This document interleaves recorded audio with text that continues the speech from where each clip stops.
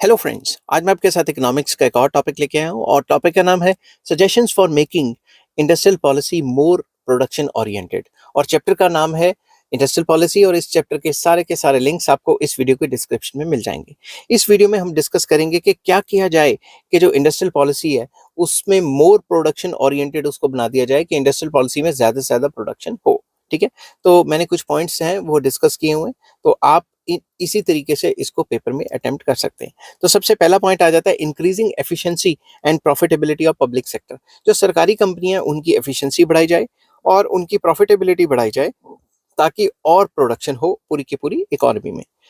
Public sector is very crucial for strategic and key areas like infrastructure and heavy industries. ये तो आपको पता है कि पब्लिक सेक्टर हैवी इंडस्ट्रीज का काम खुद करता है और इंफ्रास्ट्रक्चर के लिए काफी इंपॉर्टेंट माना जाता है। To make public sector industries या PSUs efficient and profitable, dedicated and शुरू से पढ़ता हूँ, मेरा ध्यान कहीं और चला गया था। To make public sector industries efficient and profitable, dedicated and personal persons of high calibre should be appointed in public sector. Simple words में, अगर सरकारी कंपनियों को एफिशिएंट और प्रॉफिटेबल बनाना है तो ऐसे लोगों को जॉब्स दो जो अच्छा काम करते हैं, जो मतलब कॉम्पिटेंट पर्सन्स है, उनको नौकरी पे रखो, सिफारिशी ना भर्ती करो। ठीक है। PSUs should be inspected regularly, उनकी जो इंस्पेक्शन है वो टाइम टू टाइम होनी चाहिए। Bureaucratic and political interference in their working should be minimised, उनके जो काम करने का तरीका है उसके अंदर जो ब्यूरोक्रेसी है उसकी इंटरफेरेंस कम कर दो और पॉलिटिकल प्रेशर्स जो है वो ना क्रिएट करो, ताकि जो पब्लिक सेक्टर अंडरटेकिंग है वो अच्छे तरीके से प्रॉफिटेबल और एफिशिएंटली काम कर सके। ठीक है। सेकंड पॉइंट आ जाता है increasing competitiveness of private sector. Private sector में कंपटीशन को एनकरेज करो। ऐसा ना करो कि भाई सिर्फ दो तीन कंपनियां रह गई हैं, जैसे इंडिया में इस टाइम पे सिर्फ दो चार कंपनियां टेलीकम्युनिकेशन में, एयरटेल है, जियो है और बीएसएनएल है और वोडाफोन है। वोडाफोन की सर्विस इतनी ज्यादा पुअर है इंडिया में। ठीक है। तो अगर 8 10 15 कंपनियां होंगी तो कंपटीशन अच्छा होगा और कस्टमर्स को या लोगों को फायदा होगा। Privatisation of public sector enterprises will not in itself increase their efficiency. अगर हम पब्लिक सेक्टर को प्राइवेटाइज भी कर देंगे तो उससे जरूरी नहीं है कि उसकी एफिशिएंसी बढ़े। For this there is a need to increase competitiveness in private sector. तो इसके लिए बहुत ज्यादा जरूरी है कि हम प्राइवेट सेक्टर में कॉम्पिटिटिवनेस या कॉम्पिटिशन को एनकरेज करें। Government should provide sufficient infrastructural support, technological support, liberal credit, liberal economic policies etcetera. तो सरकार को कंपटीशन को एनकरेज करने के लिए इंफ्रास्ट्रक्चरल सपोर्ट देनी चाहिए प्राइवेट कंपनीज को, टेक्नोलॉजिकल सपोर्ट देनी चाहिए, लिबरल क्रेडिट फैसिलिटीज मतलब लोन्स वगैरह प्रोवाइड करवाए और इकोनॉमिक पॉलिसीज इस हिसाब से बनाए ताकि नई से नई कंपनियां आके कंपटीशन क्रिएट करें। It will enable private sector industries to grow and compete with foreign enterprises. तो जितना सरकार एनकरेज करेगी उनको, उतना ज्यादा प्राइवेट सेक्टर ग्रो करेगा और इंटरनेशनल मार्केट में भी कम्पीट कर सकता है और फॉरेन कंपनी से भी कम्पीट करेगा। थर्ड पॉइंट आ जाता है लिबरलाइजेशन ऑफ लेबर लेजिस्लेशंस। जो लेबर लॉज है उनको थोड़ा सा लिबरलाइज करना चाहिए। ठीक है, रिजिड नहीं रखना चाहिए। The existing labour legislations are very rigid. जो एग्जिस्टिंग लेबर लॉज हैं वो काफी रिजिड हैं। These laws are no doubt employee friendly but not employer friendly. तो ये जो लॉज चल रहे हैं ये एम्प्लॉय फ्रेंडली तो हैं, एम्प्लॉयज के तो फेवर में जाते हैं, मगर जो एम्प्लॉयर हैं उनकी फेवर में नहीं जाते। तो बजाय इसके कि एम्प्लॉय की फेवर में या एम्प्लॉयर के फेवर में डाले जाएं, एक बीच का रास्ता निकाला जाए जिससे कि दोनों का फायदा हो। Like it is very difficult for employer to retrench an inefficient and indisciplined regular employee. तो रेगुलर एम्प्लॉय है और वो इनएफिशिएंट है या इनडिसिप्लिन्ड है, उसको निकालना काफी मुश्किल हो जाता है एम्प्लॉयर के लिए। While in developed Nations the labor laws are flexible, salaries and wages are linked with work performance, retrenching or laying off surplus और inefficient staff is not difficult। But दूसरी तरफ अगर हम डेवलप कंट्रीज में देखें तो उसमें लेबर लॉज इतने ज़्यादा सिंपल हैं और इतने ज़्यादा फ्लेक्सिबल हैं कि अगर कोई बंदा काम नहीं कर रहा उसको उठा के बाहर मारते हैं। ठीक है, मतलब उसको नौकरी से निकाल देते हैं और जो उनकी सैलरीज है वो परफॉर्मेंस के हिसाब से हैं कि जितना काम करेंगे उतनी सैलरी मिलेगी। ठीक है। नेक्स्ट आ जाता है रिडक्शन इन रीजनल इम्बैलेंसेस। तो जो रीजनल इम्बैलेंस है, कुछ इलाके बहुत ज़्यादा डेवलप्ड हैं और कुछ इलाके बहुत ज़्यादा जो है पिछड़े हुए रह गए हैं, उनमें जो इम्बैलेंस है उसको रिड्यूस करना है।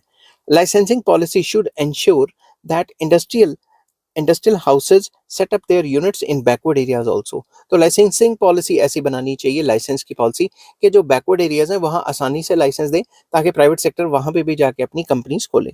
For this government should strengthen infrastructure in backward areas. तो सरकार को बैकवर्ड एरियाज में बिजली, ट्रांसपोर्ट वगैरह ये सारी फैसिलिटीज प्रोवाइड करवानी चाहिए, ताकि वहाँ पे भी जो प्राइवेट कंपनीज है वो एनकरेज फील करें वहाँ पे जो है अपने यूनिट्स खोलने के लिए। फिफ्थ पॉइंट आ जाता है reducing too much dependence on foreign capital. जो बाहर का पैसा है, एफडीआई वगैरह है, उसके ऊपर काफी ज्यादा डिपेंडेंस जो है हमें कम करनी पड़ेगी, खुद का पैसा जनरेट करना पड़ेगा।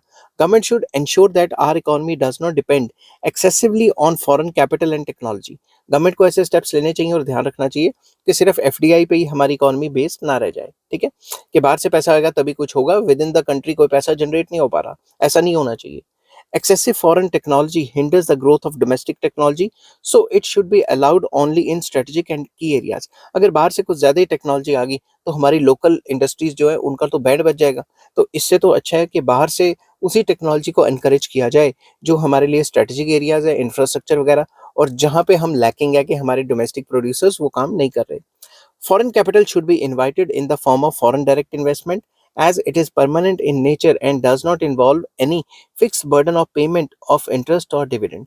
तो फॉरेन कैपिटल को एनकरेज करना चाहिए एफडीआई की फॉर्म में, ना कि लोन्स की फॉर्म में, कि अगर हम फॉरेन लोन्स लेंगे, बाहर से पैसा लेंगे तो उसका रेट ऑफ इंटरेस्ट देना पड़ेगा या डिविडेंड्स वगैरह देने पड़ेंगे अगर एफआईआई की फॉर्म में आता है वो पैसा। तो समझ गई बात।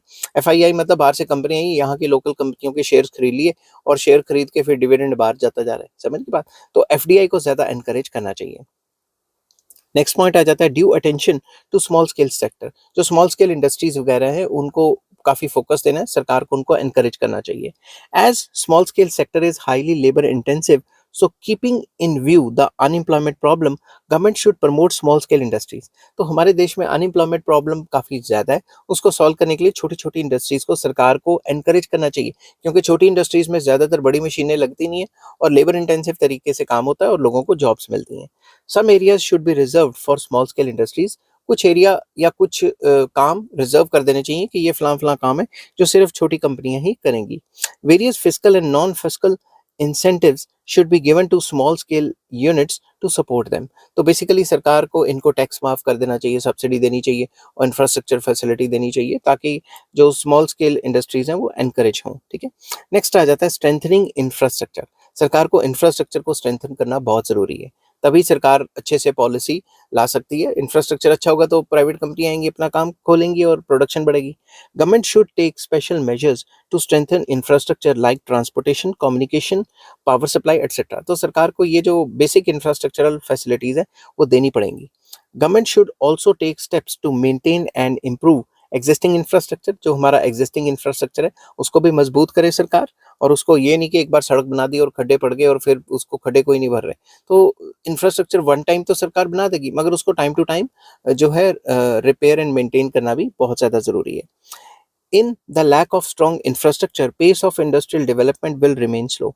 अगर इंफ्रास्ट्रक्चर है ही नहीं या जितना चाहिए उतना नहीं है, इंफ्रास्ट्रक्चर फैसिलिटीज कम है, तो इसकी वजह से जो हमारा इंडस्ट्रियल डेवलपमेंट का जो पेस है, जो स्पीड है, वो कम हो जाती है।